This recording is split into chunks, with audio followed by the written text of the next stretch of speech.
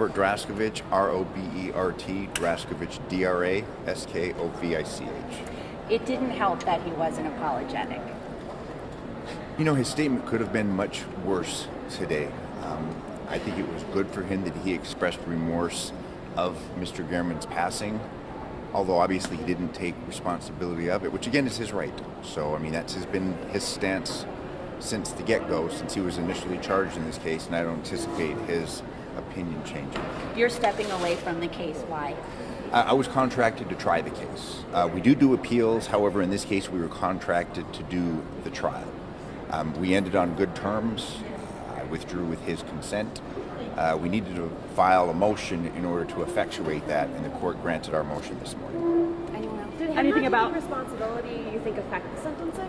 You never know. I mean, this enhancement was not surprising.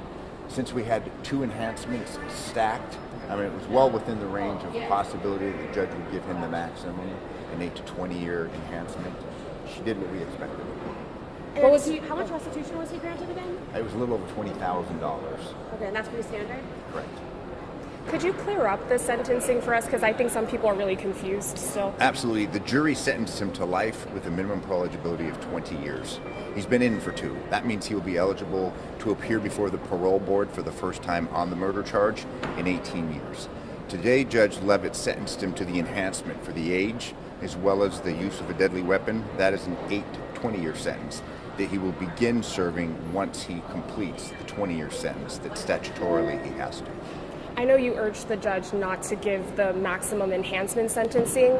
Correct. Were you surprised? Were you not surprised? I was not surprised that she sentenced him to the 8 to 20 given the double enhancements.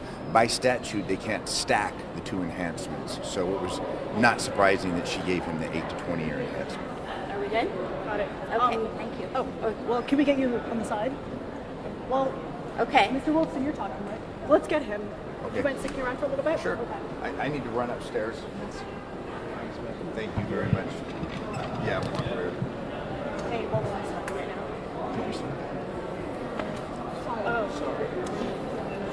Okay. So I'm going to look at J1. Yes. Okay. Steve Wolfson, Clark County District Attorney. What do you got? What's your reaction to today? Well, we're pleased. The judge maxed Mr. Tellis out. He was deserving of the maximum sentence. He showed absolutely no remorse, no acceptance of responsibility. He hasn't done so this entire case. He committed a very heinous crime, and he deserved the maximum sentence. So we're pleased. Are you surprised he wasn't remorseful? No. His history in this case is that he's denied any responsibility. He says that it's a big conspiracy and that everybody is conspiring against him. So I wasn't surprised at his lack of remorse, lack of respect, lack of an acceptance of responsibility in any way. No surprises. Do you think he wants to appeal? How do you expect that to go? Well, it's common for people that are convicted of murder by law. They are entitled to an appeal. We expect an appeal. But my prosecutors, the Metropolitan Police Department, everybody involved put on a solid case. So we feel very, very comfortable that he will not be successful on appeal. What do you think about the concerns if he ever is released that he will seek revenge? You know, that's a long time from now. And if he's ever released, I think he'll be a changed man. But there's always concerns, and that's why the family, I expect, will be active before the parole board. The district attorney's office will be active before the parole board, because at this point, I don't think he's deserving of release. Do you think he has a chance of release given that he's never admitted guilt? Anybody's got a chance for release. I mean, by law, he's eligible for parole, and one day maybe he'll be released, but it's a long way off.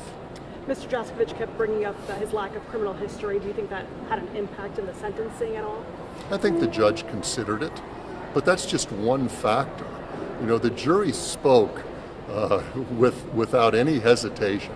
The jury sentenced him to a life sentence with parole eligibility after 20 years. And then the judge, as we hoped and expected, maxed him out on the enhancement.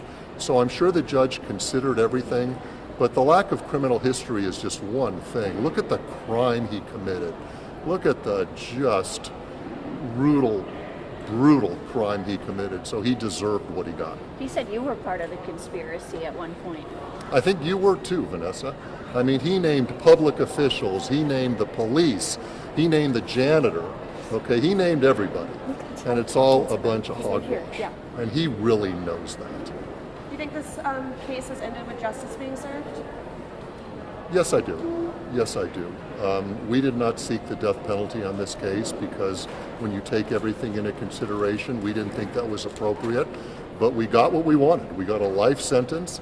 We got Max on the enhancement, and he's going to spend a long, long time in prison. Excellent. Thank you. Okay, thanks.